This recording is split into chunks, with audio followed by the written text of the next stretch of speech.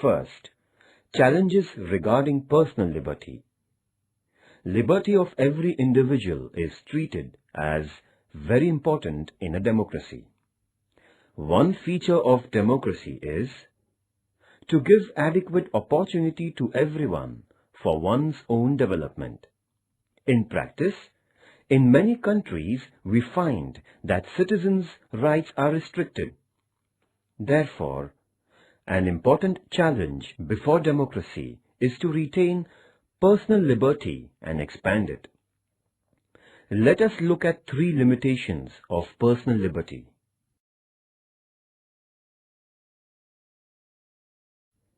The first one, social pressure. One stage of democracy is to grant rights to everyone through the Constitution. If such rights are not acceptable to the society, they remain only on paper, and in actual practice, there are restrictions of the person's liberty. Social pressure is a big challenge before democracy. Consider these 2 examples. Example 1. Intercaste marriages are allowed by law, but acceptability of such marriages is very limited in the society. In fact, many people are against such marriages. As a result, a social pressure automatically builds up against intercaste marriages. Example 2. Same thing happens in the case of equal rights for women. Law gives women the rights, but society is not very favorable to women taking up some type of education or specific jobs. Women's freedom gets restricted. Both these examples show how social pressure can limit personal liberty.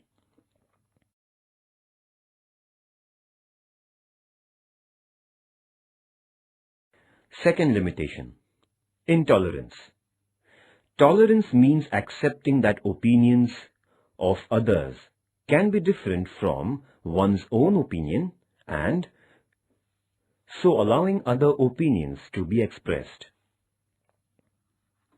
An indication of tolerance is to accept that groups having different rituals and life practices from our practices and way of life have the right to adopt their own practices.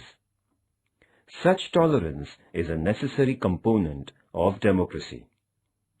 Many a times, in the name of democracy, the views of the majority group are imposed on the minority. It is not consistent with democracy to expect that people in minority must accept the views and practices of the majority group. Possibility of democracy's success is proportionate to the extent of tolerance in the society. Conversely, if the society is intolerant, then it becomes a challenge before democracy. In such a society, the primary responsibility will be to create tolerance and respect for others' opinions.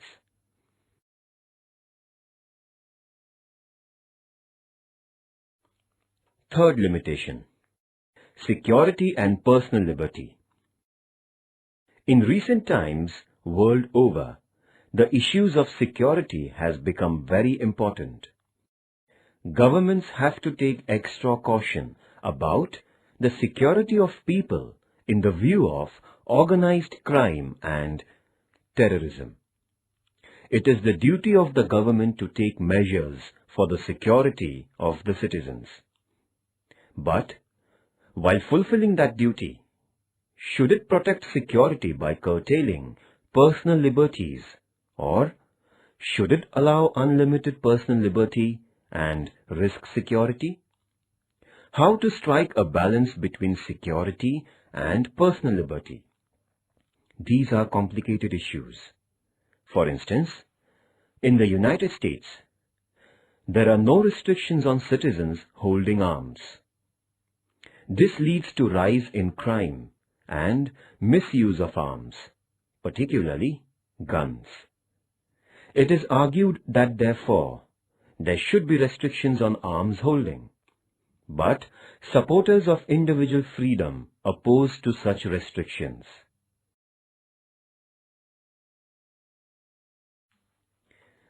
We all would like to live in a secure society.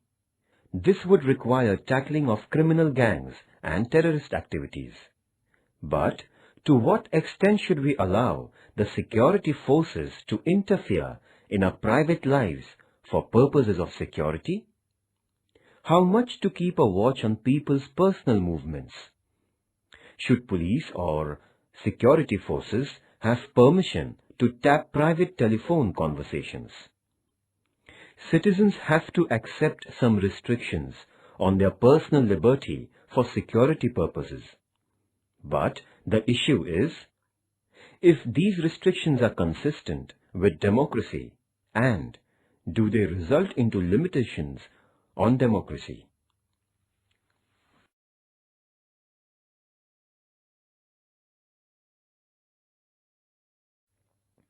Second, challenges about participation. A. People's participation. People's participation is the core of democracy. It is of course necessary that the rulers should be elected by the people. But it is equally necessary that citizens should regularly keep a watch on the functioning of the government. It is expected in a democracy that citizens should develop their own views in public matters and influence the government. For this purpose, various measures are suggested for increasing people's participation through meetings, discussions, and other political activities. It is expected in a democracy that rulers and administration should give appropriate response to the participation by people.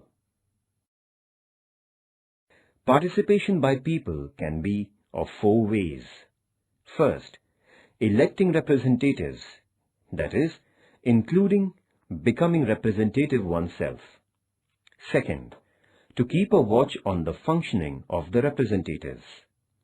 Third, to take interest in and participate in the administration of one's own locality. And fourth, participate in the making of national policies.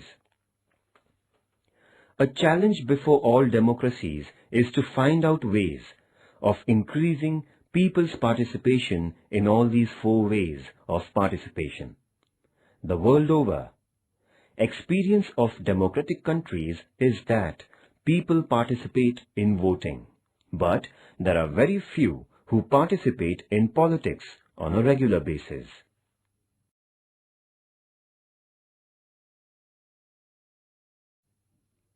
Second, low voter turnout. Elections are important in a democracy because people elect their representatives through elections. These representatives decide the policies of a country and look after the administration of the country. But if all voters do not vote, how can be the elected representatives become people's representatives? In India, on an average, 58% people vote in Lok Sabha elections. Many other democratic countries in the world also experience only this much turnout. This means that among every 10 persons, 4 do not vote. If this is so, how are we going to know what these 40% non-voters have to say?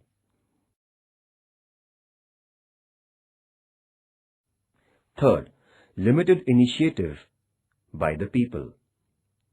What does the example of voter turnout discussed above indicate?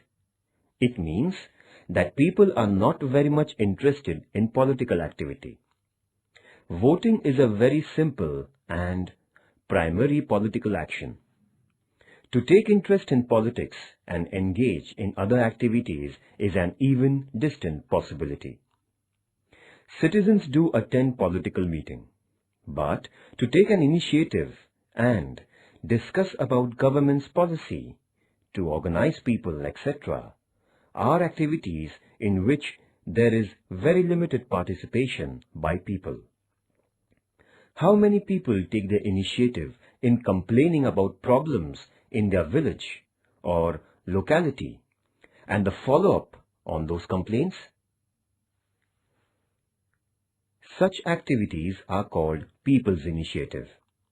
Higher the initiative, the stronger the democracy will be. But all democratic countries face this problem of increasing such initiative. Otherwise, democracy will remain only in terms of people voting and electing a government after some interval. Third challenge, challenge of inequality. All societies entertain some notions of superiority and inferiority. In India, this division is based on caste. In the US, this is done on the basis of color. All societies also have such divisions between women and men, and between poor and rich. When society is thus divided on the assumption of superiority and inferiority of one group, it is called inequality. What will happen if a democratic society goes on with inequality? 1. This will result into domination on the backward groups by the advanced ones. This will make democracy faulty. 2. If the backward groups continually experience that their just expectations are not fulfilled, they will lose their faith in democracy. This will produce fresh challenges before democracy. Therefore, democracy has to tackle inequality. A. Types of inequality. A. Social inequality. While studying diversity, we have seen that caste, religion, and gender are the basis on which a superior-subordinate division is made. These have an adverse impact on democracy. In order to implement democracy in an unequal society, the challenge to tackle inequality needs to be handled. If this is not done, democracy cannot be successful. Democracy guarantees political equality. For bringing about social equality, special efforts are required. In the absence of social equality, political equality may prove to be futile. In the last chapter, we also noted that groups treated as inferior, women or some castes, do not get adequate share in the country's political power. So, it is necessary to decide measures for ensuring them adequate share in power. These groups are also more backward as a result of inequality. It is the responsibility of democracy to find out ways to ensure their progress and development. These measures are expected to bridge the distance among different groups and reduce inequality. If this expectation is fulfilled, it will be indicative of the success of democracy. Second type. B. Economic inequality. Economic inequality too is a challenge before democracy. In a society having poverty and unemployment, democracy experiences limitations. The objective of democracy is to achieve the well-being of all citizens. So, democracy has to take the responsibility to reduce poverty and make all basic amenities available for the poor. Policies need to be decided accordingly. Many poor countries have democratic governments. Such countries face the challenge of maintaining democracy and, at the same time, tackling poverty. In situations of extreme poverty, democracy remains only in name, or it is endangered due to social rebellion.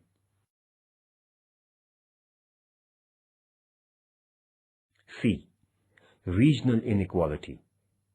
In many countries, some regions are more developed than other regions, and some are less developed. This is described as regional inequality. As a result of regional inequalities, people tend to migrate to more developed regions in order to earn livelihood and better occupations. As a result, there is pressure on the developed regions. Amenities in large cities are strained. Differences arise between the natives and outsiders in these places and lead to social tensions. On the other hand, in the backward regions, a feeling emerges that injustice is done to it and that government is not attending to problems. This may endanger national unity. Backward regions can face agitations on regional basis. Many times, the language issue is added to the regional problem, leading to a feeling that one linguistic group is doing injustice on people of other languages. Challenges arising from regional inequality can be handled by the three measures of balanced development, fair share in resources, and adequate share in power. For effectively implementing these measures, democracy becomes essential. It is true that regional inequality is a challenge before democracy. But the most effective and just way of resolving that challenge is democracy itself.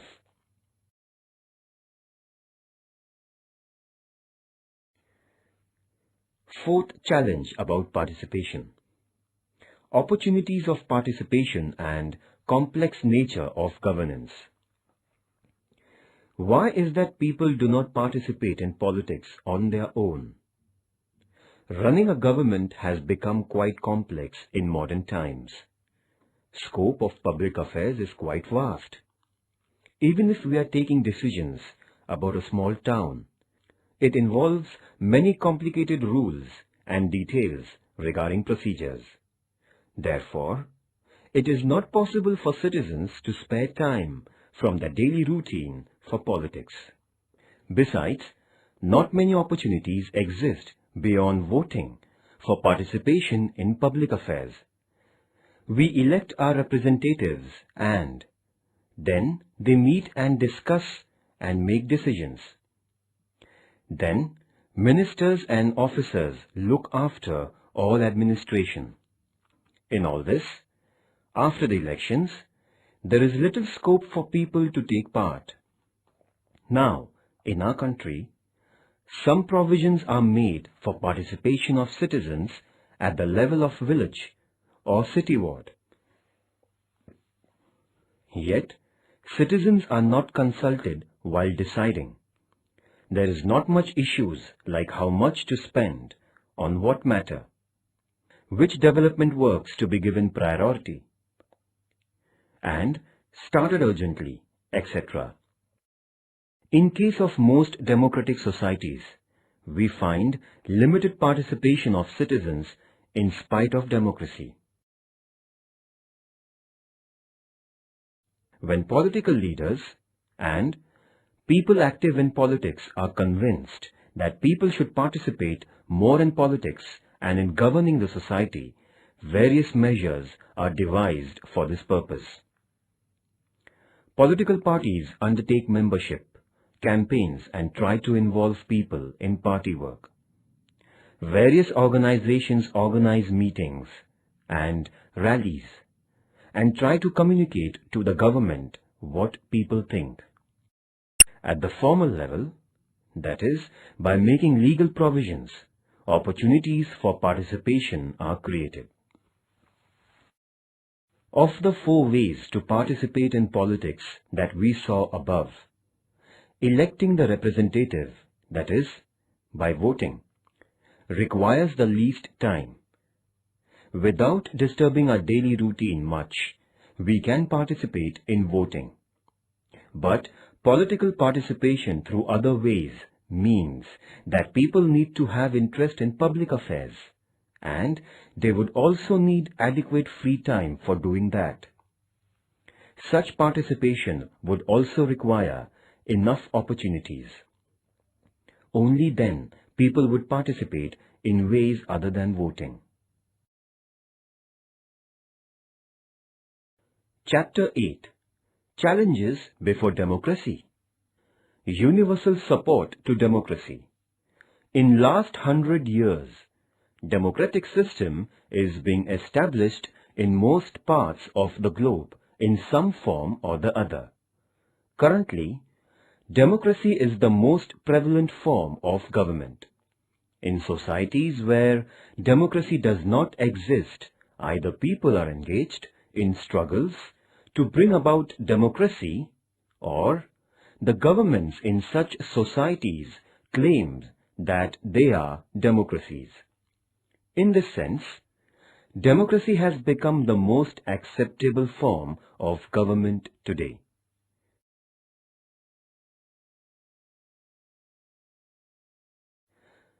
While democracy is thus expanding, people always have some doubts and questions about the functioning of democratic form of government. Whenever the country is facing any big problem, many people tend to think that it would have been better if we had some other system than democracy.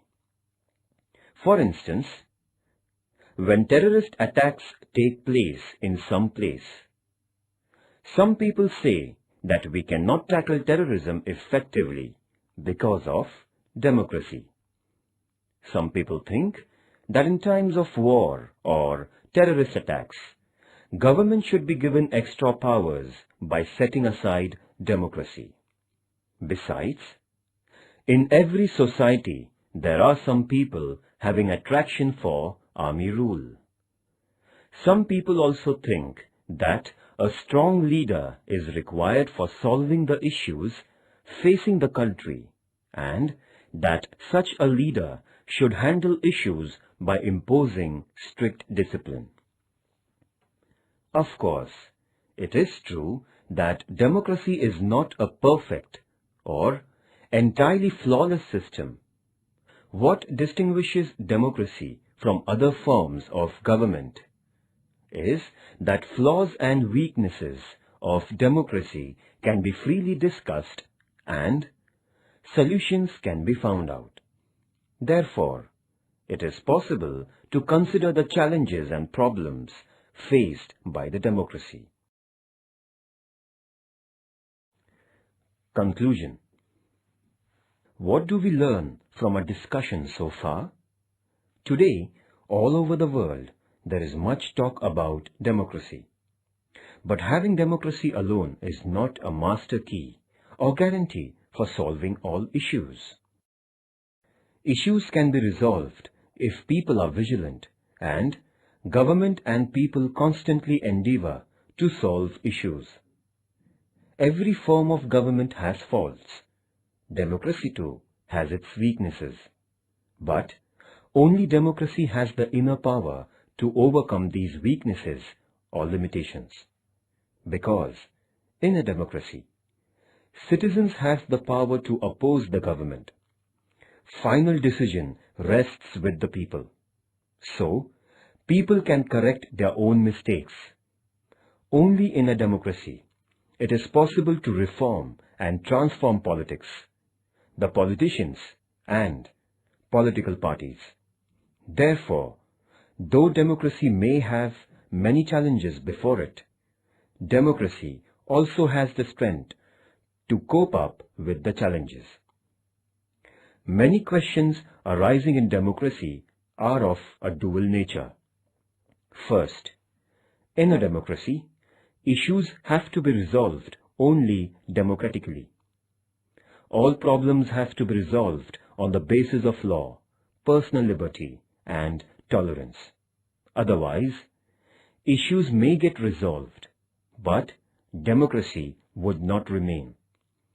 Some societies have differences and competition. Do you remember the first lesson you learned in political science in book in class 9th? There, we learned that every society has differences and competition. The special feature of democracy is that it teaches us to handle differences instead of running away from them. Second, the other issue facing democracy is about protecting the public interest. Only a legal provision for democracy is not enough. What is needed is to democratically find out and implement policies that ensure public well-being and also tackling of inequality. True democracy means developing a mechanism for democratically protecting the well-being of the entire society. So, you are going to ask, what are the solutions for all the challenges that we listed so far? A distinguishing feature of democracy is that it does not rely much on such ready-made measures. We can study what measures have been adopted in different countries of the world at different times. From this, we can take lessons applicable for our situation. We can learn from others' experiences. But in the last instance, every society has to find out its own remedies on each question. And this has to be done in a democratic manner. Meaning, through internal discussion, negotiations, and by taking everyone together.